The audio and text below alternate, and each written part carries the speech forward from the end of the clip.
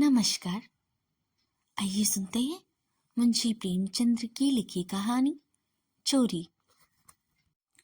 हाय बचपन, तेरी याद नहीं भूलती। वह कच्चा टूटा घर, वह पुवाल का बिछौना, वह नंगे बदन, नंगे पांव खेतों में घूमना, आम के पेड़ों पर चढ़ना। सारी बातें आंखों के सामने फिर रही है। चमलोधी जूते पहनकर उस वक्त कितनी खुशी होती थी। अब फ्लेक्स के बूटों से भी नहीं होती। गरम पुनिए रस में जो मजा था, अब वह गुलाब की शरबत में नहीं। चबीने और कच्चे बेरों में जो रस था, वह अब अंगूर और खीर मोहन में भी नहीं मिलता। मैं अपने चचेरे भाई हलदर के साथ दूसरे गांव में एक मौलवी साहब के यहाँ पढ़ने जाया करता था। मेरी उम्र 8 साल थी। हलदर वह अब स्वर्ग में निवास कर रहे हैं। मुझसे 2 साल जेठ थे। हम दोनों प्रातःकाल बासी रोटियां खाकर दोपहर के लिए मटर और जौ का चबेना लेकर चले देते थे। फिर तो सारा दिन अपना था। मौलवी साहब के यहाँ कोई हाजिरी का रजिस्टर तो नहीं, और ना गैर हाजिरी का जुर्माना ही देना पड़ता था। फिर डर किस बात का? कभी तो थाने के सामने खड़े सिपाहियों के काव्यत देखते, और कभी किसी भालू या बंदर नाचने वाले मदारी के पीछे पीछे घूमने में दिन काट देते। कभी रेलवे स्टेशन की ओर निकल जाते और गाड़ियों की ओर बाहर देखते। गाड़ियों के समय का जितना ज्ञान हमको था, उतना शायद टाइम टेबल को भी ना था। रास्ते में शहर के एक महाजन ने एक बाग लगवाना शुरू कर दिया। वहां एक कुआं खुद रहा था। वह भी हमारे लिए एक दिलचस्प तमाशा था। बूढ़ा माली हमें अपनी झोपड़ी में बड़े प्रेम से बिठाता था। हम उसे झगड़ झगड़ कर उसका काम करते। कहीं बाल्टी लिए पौधों को सींच रहे थे, कहीं खुरपी से क्यारियां गोड़ रहे थे, और कहीं कैंची से बेलों की पत्तियां काट रहे थे। उन कामों में कितना आनंद था। माली बाल प्रकृति का पंडित था। हमसे काम लेता, पर इस तरह मानो हमारे ऊपर कोई एहसान कर रहा है। जितना काम वह दिन भर में करता, हम घंटे भर में निपटा देते थे। अब वह माली नहीं है, लेकिन बाग हरा भरा है। उसके पास से होकर गुजरता हूँ तो जी चाहता है उन पेड़ों को गले मिलकर आऊं, रोऊं और कहूं, प्यारे, तुम मुझे भूल गए, लेकिन मैं तुम्हें नहीं भूला। मेरे हृदय में तुम्हारी याद अभी तक हरी है, उतनी ही हरी जितने तुम्हारे पत्ते। निस्वार्थ प्रेम के तुम जीते जागते स्वरूप हो। कभी कभी हम हफ्तों गैर हाजिर भी रहते, पर मौलवी साहब से ऐसा बहाना कर देते कि उनकी बड़ी हुई थ्योरियां उतर जाती। उतनी कल्पना शक्ति आज होती तो ऐसा उपन्यास लिख मारता कि लोग चकित रह जाते। अब तो यह हाल है कि बहुत सिर खपाने के बाद कोई कहानी सोचती है। खैर, हमारे मौलवी साहब दर्जी थे। मौलवी गिरी केवल शौक से करते। हम दोनों भाई अपने गांव की कुर्मी कुम्हारों में से उनकी खूब लड़ाई करते थे। यूं कहिए कि हम मौलवी साहब के सफरी एजेंट थे। हमारे उद्योग से जब मौलवी साहब को कुछ काम मिल जाता तो हमें फूले ना समाते। जिस दिन कोई अच्छा बहाना ना सोचता तो मौलवी साहब के लिए कोई ना कोई सौगात लेकर आते। कभी सैर आधा सैर फलियां तोड़ ली, तो कभी 10-5 उख, कभी जौ या गेहूं की हरी हरी बालें ले ली। उन सौगातों को देखते ही मौलवी साहब को दिल शांत हो जाता। जब इन चीजों की फसल ना होती तो हम सजा से बचपन का कोई और ही उपाय सोचते। मौलवी साहब को चिड़ियों का शौक था। मकतब में शायद बुलबुल, दहियल और चंडूलों के पिंजरे लटकते रहते थे। हमें सबक याद हो या ना हो, पर चिड़ियों को याद हो जाते थे। हमारे साथ वे पढ़ा लिखा करती। इन चिड़ियों के लिए बेसन पसीने में हम लोग खूब उत्साह दिखाते थे। मौलवी साहब सब लड़कों को पतंगे पकड़ लाने की ताकीद करते रहते थे। इन चिड़ियों को पतंगों से विशेष रुचि थी। कभी कभारी हमारी बला पतंगों से ही सिर चल जाती थी। उनका बलिदान करके हम मौलवी साहब की रौद्र रूप को प्रसन्न कर लिया करते। एक दिन सवेरे हम दोनों भाई तालाब में मुंह धोने के लिए गए। हल्दर ने कोई सफेद सी चीज मुट्ठी में लेकर दिखाई। मैंने लपक कर मुट्ठी खोली तो उसमें 1 रुपया था। विस्मित होकर पूछा, यह रुपया तुम्हें कहाँ मिला? हल्दर अम्मा ने ताक कर रखा था। चारपाई खड़ी करके निकाल लाया। घर में कोई सिंदूक या अलमारी तो थी ही नहीं। रुपए पैसे एक ऊंचे ताक पर रख दिए जाते थे। एक दिन पहले चचा जी ने सन बेचा था। उसी के रुपए जमींदार को देने के लिए रखे हुए थे। हल्दर को ना जाने क्यों कर पता लग गया। जब घर के सब लोग काम धंधों में लग गए तो अपनी चारपाई खड़ी की और उस पर चढ़कर 1 रुपया निकाल लिया। उस वक्त तक हमने कभी रुपया छुआ तक ना था। वह रुपया देखकर आनंद और भय की जो तरंगें दिल में उठी वे अभी तक याद है। हमारे लिए रुपया एक अलभ्य वस्तु थी। मौलवी साहब को हमारे यहाँ से सिर्फ बाहर आने मिला करती थी। महीने के अंत में चचा जी खुद जाकर पैसे दे आते थे। भला कौन हमारे गर्व का अनुमान कर सकता है? लेकिन मार का भय आनंद के विघ्न डाल रहा था। रुपए अनगिनत तो नहीं, चोरी खुलकर मानी हुई बात थी।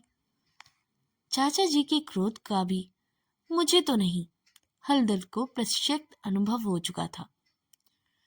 यो उनसे ज्यादा सीधा साधा आदमी दुनिया में न था। चाचा जी ने उनकी रक्षा का भार सर पर ना रख लिया होता तो कोई बनिया उन्हें बाजार में बेच सकता था। फिर जब क्रोध आ जाता तो फिर उन्हें कोई कुछ ना सोचता। और तो और चाचा जी भी उनके क्रोध का सामना करते डरती थी। हम दोनों में कई मिनट तक इन्हीं बातों पर विचार किया और आखिर में यह निश्चय किया कि आई हुई लक्ष्मी को ना जाने दिया जाए। एक तो हमारे ऊपर संदेह होगा ही, अगर हुआ भी तो हम साफ इनकार करके आ जाएंगे। कहेंगे हम रुपया लेकर क्यों आ करते। थोड़ा सोच विचार करते तो यह निश्चय पलट जाता और वह विभत्स्य लीला न होती तो जाकर चलकर हुई। उन समय हमसे शांति से विचार करने की क्षमता ही ना थी। मुंह हाथ धोकर हम दोनों घर आए और डरते डरते अंदर कदम रखा। अगर कहीं उन वक्त तलाशी की नौबत आ गई तो भगवान ही मालिक है। लेकिन सब लोग अपना अपना काम कर रहे थे। कोई हमसे ना बोला। हमने नाश्ता भी ना किया, चबेना भी ना लिया। किताब बगल में दबाई और मदरसे से का रास्ता लिया।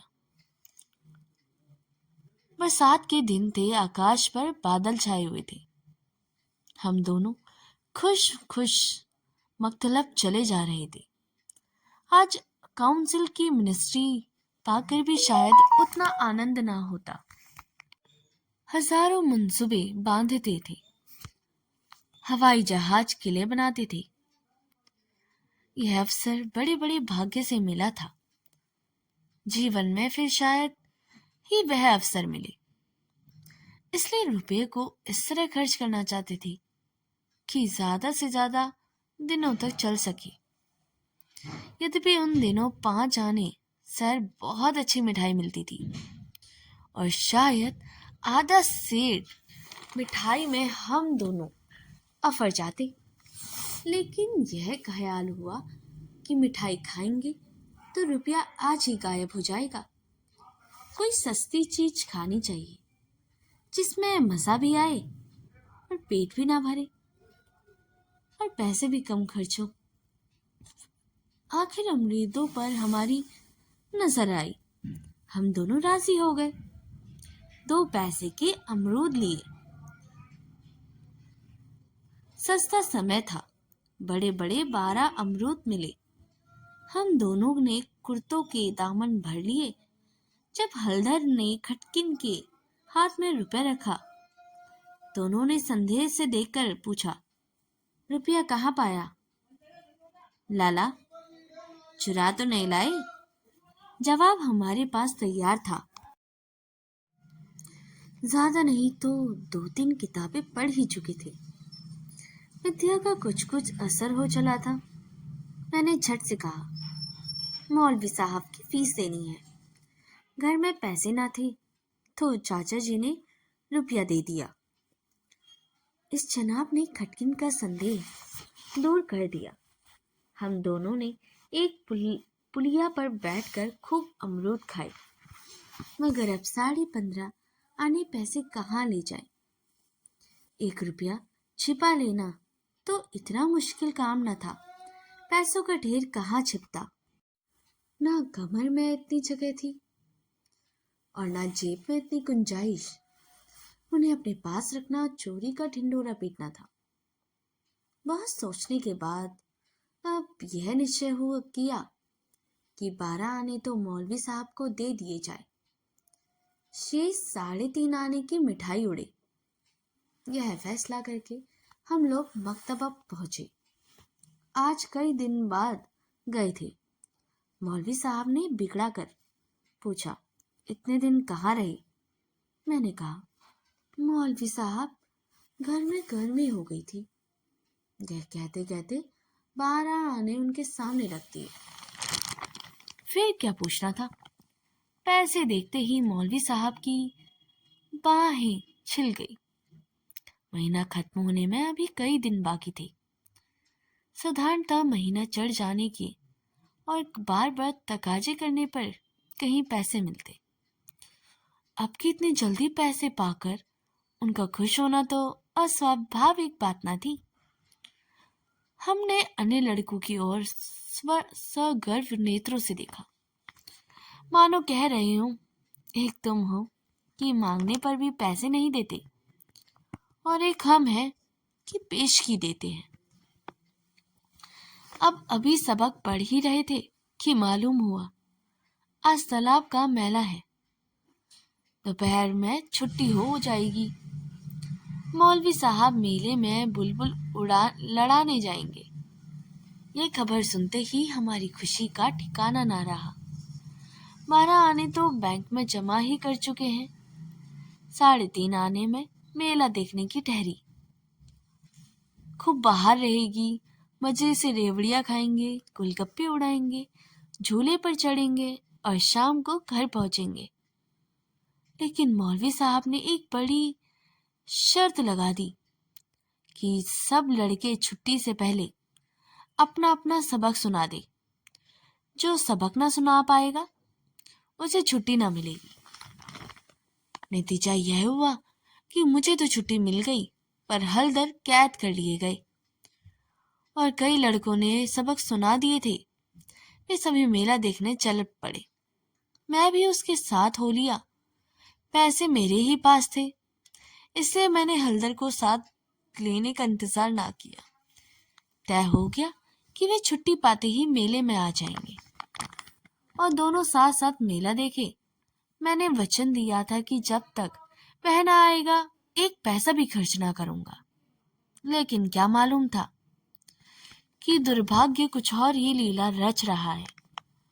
मुझे मेला पहुंचे 1 घंटे से ज्यादा गुजर गया, पर हलदर का पता नहीं। क्या अभी तक मौलवी साहब ने छुट्टी ना दी या रास्ता भूल गए? आंखें फाड़ फाड़ कर सड़क की ओर देखता रहा। अकेले मेला देखने में जी भी अच्छा ना लग रहा था। यह संशय भी हो रहा था कि कहीं चोरी खुल के तो नहीं गई और चाचा जी हलदर को पकड़ कर घर तो नहीं ले गए।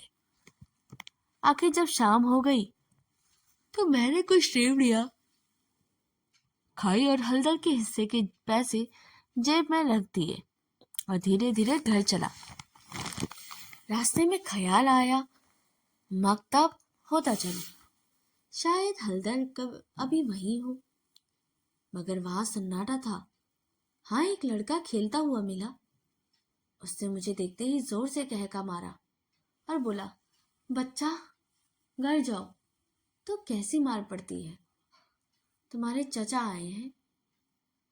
हलदर को मारते मारते ले गए। अजी ऐसा तान कर घसूंगा मारा कि मियाँ हलदर मुंह से बल गिर पड़े। यहाँ से घसीटते ले गए और मौलवी साहब की तनख्वाह दे दी थी, वह भी ले ली। अभी कोई बहाना सोच लो, नहीं तो बेचभाव की पड़ेगी। मेरी सिट्टी पिट्टी गुल हो गई। बंधन का लड्डू सूख गया और वही हुआ जिससे मुझे शौक हो रहा था। पैर मन भर कर हो गए। घर की ओर एक एक कदम चलना मुश्किल हो गया। देवी देवताओं के जितने यहाँ नाम याद थे सभी की मानता मानी।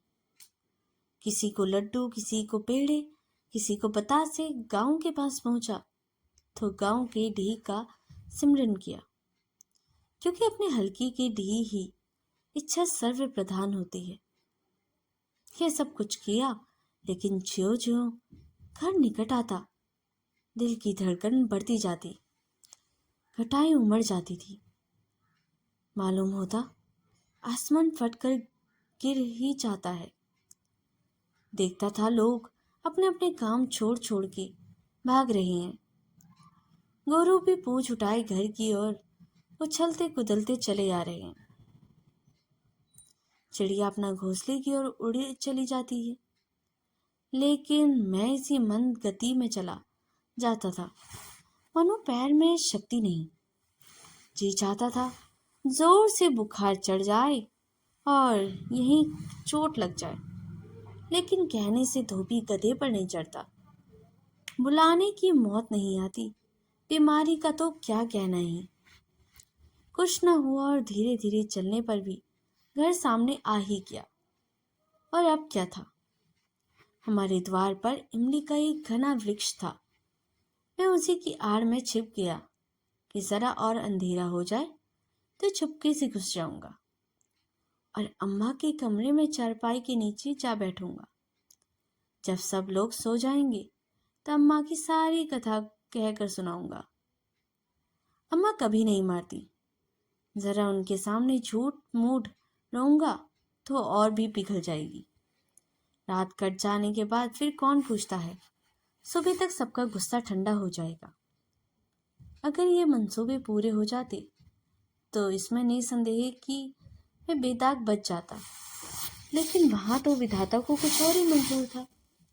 मुझे एक लड़के ने देख लिया और मेरा नाम रट लगाते हुए सीधा मेरे घर में भागा। अब मेरे लिए कोई आशा न थी। लाचार घर में दाखिल हुआ तो सहसा मुंह में एक चीख सी निकल आई, जैसे मार खाया हुआ कुत्ता किसी और की ओर देख रहा हो, और भय से चिल्लाने लगी। बरोठे में पिताजी बैठे हुए थे। पिताजी का स्वास्थ्य इन दिनों कुछ खराब था। छुट्टी लेकर घर जाए थे तो वह यही नहीं कह सकता कि उन्हें शिकायत क्या थी, पर मूंग की दाल खाते थे और संध्या समय शीशे का गिलास में एक बोतल में सब कुछ उड़ेल उड़ेल कर पीते थे। शायद यह तजुर्बेकार हकीम की बताई हुई दवा थी। दवाएं सब बासने वाली और कड़वी होती हैं। यह दवा भी बुरी ही थी, पर पिताजी ने ना जाने इस दवा को खूब मजा ले लेकर पीते थे। हम जो दवा पीते थे तो आंखें बंद करके एक घूंट में ही गटक जाते, पर शायद इस दवा का असर धीरे धीरे पीने में होता है। पिताजी के पास गांव के 2-3 और कभी 4-5 रोगी भी जमा हो जाते और घंटों दवा पीते रहते। मुश्किल से खाना खाने उठते थे। इस समय भी वह दवा ही पी रहे थे। रोगियों को मंडली जमा थी। मुझे देखते ही पिताजी ने लाल लाल आंखें करके पूछा, अब तक? मैंने अपनी जबान ही कही तो नहीं। अब चोरी की आदत सीख रहा है। बोल, तूने रुपया चुराया है कि नहीं? मेरी जबान बंद हो गई। सामने नंगी तलवार नाच रही थी। शब्द भी निकलते हुए डरता था। पिताजी ने जोर से डांट कर पूछा, बोलता क्यों नहीं? तूने रुपये चुराए कि नहीं? मैंने जान पर खेलकर कहा। मैंने कहा। मुंह से पूरी बात भी निकलने पाई थी कि पिताजी ने विकराल रूप धारण किया। दांत पीसते झटपट कर उठे और हाथ उठाए मेरी ओर। चले। मैं जोर से चिल्लाकर रोने लगा। ऐसा चिल्लाया कि पिताजी भी सहम गए। उनका हाथ उठ ही रहा गया था। शायद समझे कि अब अभी से यह इसका हाल है तो तमाचा पड़ जाने पर कहीं इसकी जान ही न निकल जाए। मैंने जो देखा कि मेरी हकीमत काम कर गई तो और भी गला फाड़ फाड़ कर रोने लगा। इतने में मंडली के 2-3 आदमियों ने पिताजी को पकड़ लिया और मेरी ओर इशारा किया कि भाग जा। बच्चे ऐसे मौके पर और भी मचल जाते हैं, हमें व्यर्थ मार खा के जाते हैं। मैंने बुद्धिमानी से काम लिया, लेकिन अंदर का दृश्य इससे कहीं भयंकर था। मेरा तो खून सर्द हो गया। हलदर के दोनों हाथ एक खंभे से बांधे थे।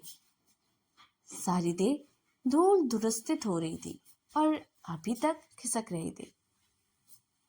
शायद वह आंगन में भर में लौटे थे। ऐसा मालूम हो रहा था कि सारा आंगन उसके आंसुओं से भर गया। चाची हलदर को डांट रही थी और अम्मा बैठी मसाला पीस रही थी। सबसे पहले मुझ पर चाची की निगाह पड़ी। बोली, लो, वह भी आ गया। क्यों रे, रुपया तूने चुराया था कि इसने? मैं निशंक होकर कहा, हलदर ने।